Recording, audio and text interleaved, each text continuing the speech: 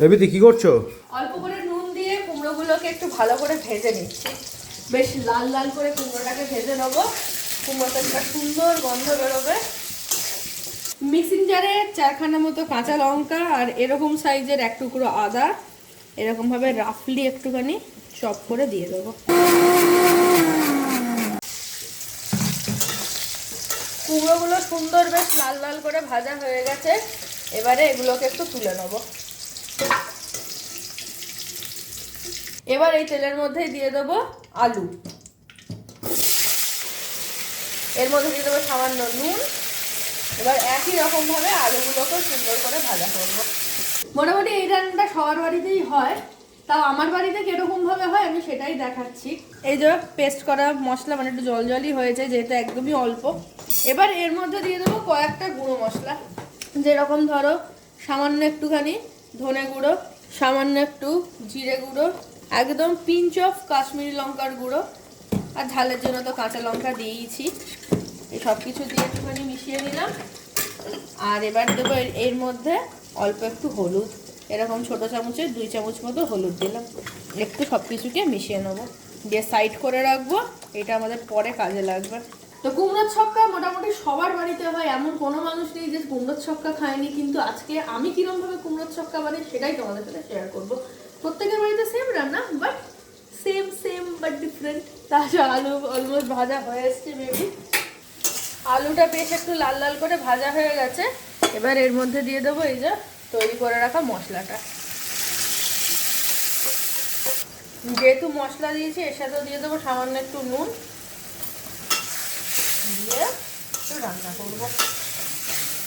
এবার গ্যাসের ফ্লেমটাকে লো করে ঢেকে মশলার সাথে আলুটাকে ভালো করে কষাবো। ততক্ষণে আলুও সেদ্ধ হয়ে যাবে আর মশলাও কষে যাবে। তো বেশ কিছুক্ষণ ঢাকা দিয়ে রান্না করে নিয়েছি। মশলা থেকে অল্প অল্প তেল ছাড়া শুরু হয়েছে আর আলুটাও খানিকটা সেদ্ধ হয়ে গেছে। এই সময় দিয়ে দেবো এই যে কুমড়োগুলো, মানে যে কুমড়োগুলোকে ভেজে রেখেছিলাম। এবার কুমড়োগুলোকে দিয়ে মেশানো থাকবো। একই সঙ্গে দিয়ে দেবো ছোলা, মানে এরকম ছোট ছোলা আর কাবলি ছোলা। অনেকেই কিন্তু শুধু ছোলা দিয়ে করো, বাট আমি একটু কাবলি ছোলাও দিই। ছোট ছোলা আর কাবলি ছোলা একসাথে এর মধ্যে দিয়ে দিলাম। আরও জিনিসপত্র দেবো, কারণ কুমড়োর ছক্কা হচ্ছে আমার ওয়ান অফ দ্য ফেভারিট ডিশগুলোর মধ্যে একটা। বাদাম দেবো। আমার মতো এইরকমভাবে কে কে করো অবশ্যই কমেন্ট করে জানিও। যেহেতু আমার কাছে এই মুহূর্তে নারকোল নেই, নারকোল থাকলে নারকোলও দিতাম, আরও দুর্দান্ত স্বাদ হয় খেতে। এবার মেশাতে থাকবো।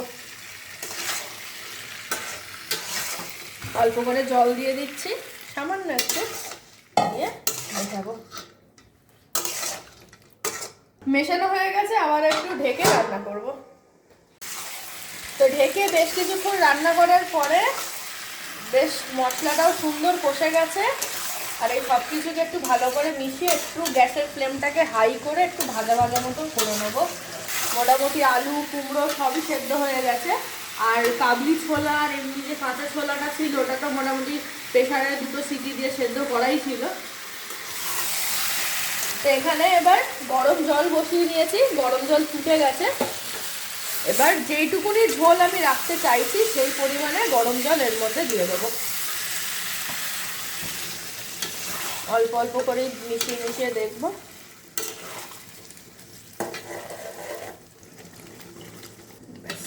পুরো জলটাই দিয়ে দিলাম।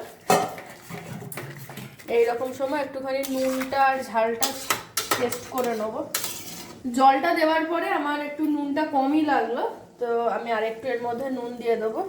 এইরকম সময় তোমাদের মনে হতে পারে অনেকটা পরিমাণ হয়তো জল দিয়ে ফেলেছি, বাট জলটা ফুটে কুমড়ো আর আলুটা পুরোপুরি সেদ্ধ হওয়ার পরে কিন্তু মোটামুটি একটু গ্রেভি টাইপের ব্যাপার চলেই আসবে। তো অনেকক্ষণ ধরে ফুটছে আর ঝোলটাও বেশ খানিকটা কমে এসছে। এবার এর মধ্যে দিয়ে দেবো বেশ খানিকটা চিনি। এটা যেহেতু একটু মিষ্টি মিষ্টি পদ, তাই একটু বেশি করে চিনি দিয়ে দিলাম। দিয়ে ভালো করে মিশিয়ে নেবো। মিষ্টিটা তোমরা নিজেদের পছন্দ মতনই দিও, কারণ আমার কুমড়োর ছক্কা একটু মিষ্টি মিষ্টি ভালো লাগে খেতে। যারা এতক্ষণ পর্যন্ত রান্নাটা মন দিয়ে দেখলে তারা কি বুঝতে পারলে যে আমি কত বড় একটা জিনিস স্কিপ করে গেছি? বাট আমি কিন্তু ওটা স্কিপ করিনি। এখনো পর্যন্ত 80% রান্না হয়েছে, আর রান্নার যে মেন টেস্ট সেটা কিন্তু এর পরের স্টেপে আসবে। মানে এখনো পর্যন্ত তোমরা বলতে পারো একটা বেসিক কুমড়োর তরকারি, কিন্তু কুমড়োর ছক্কা হলো না।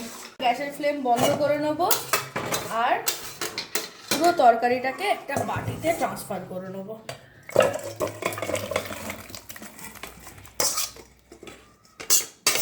ব্যাস কমপ্লিট। সবাই তো এটাই ভাবছো কমপ্লিট হয়ে গেছে, বাট না। কড়াই গরম হয়ে গেছে, এর মধ্যে দিয়ে দেবো অল্প করে সর্ষের তেল।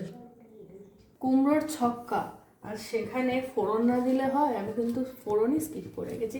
বাই দ্য ওয়ে, আমি ফোড়নটাকে স্কিপ করিনি, আমি কুমড়োর ছক্কা এরমভাবেই রান্না করি, মানে সবশেষে ফোড়নটা দিই যাতে ফোড়নের ফ্রেগরেন্সটা ইনট্যাক্ট থাকে। তো কড়াইতে সর্ষের তেল গরম করে এর মধ্যে দিয়ে দেবো একটা শুকনো লঙ্কা, অল্প করে 5 ফোড়ন, দিয়ে দেবো সামান্য একটুখানি হিং। এবার বেশি দেরি না করে ফোড়ন পুড়ে যাওয়ার আগেই দিয়ে দেবো পুরো তরকারি।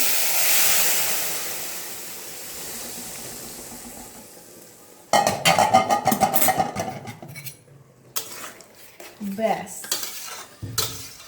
অলমোস্ট কুমড়োর ছক্কা আমাদের তৈরি।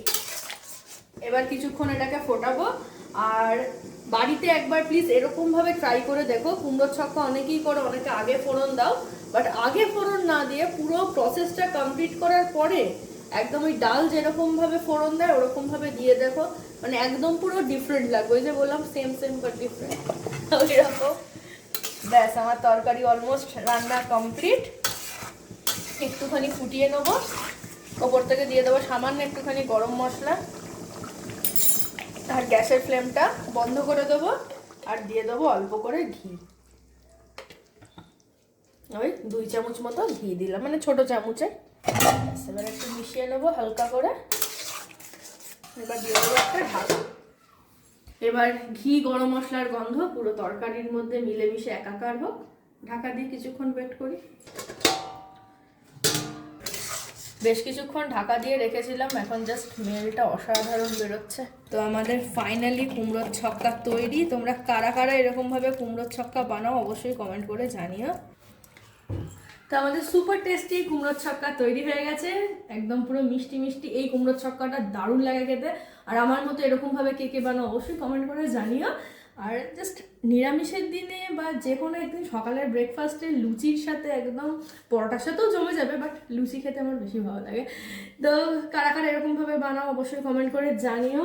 আর আজকের ভিডিও কেমন লাগলো সেটাও কমেন্ট করে জানিও। ভালো লাগলে একটা লাইক শেয়ার করে দিও। So see you in the next video. Till then, bye by.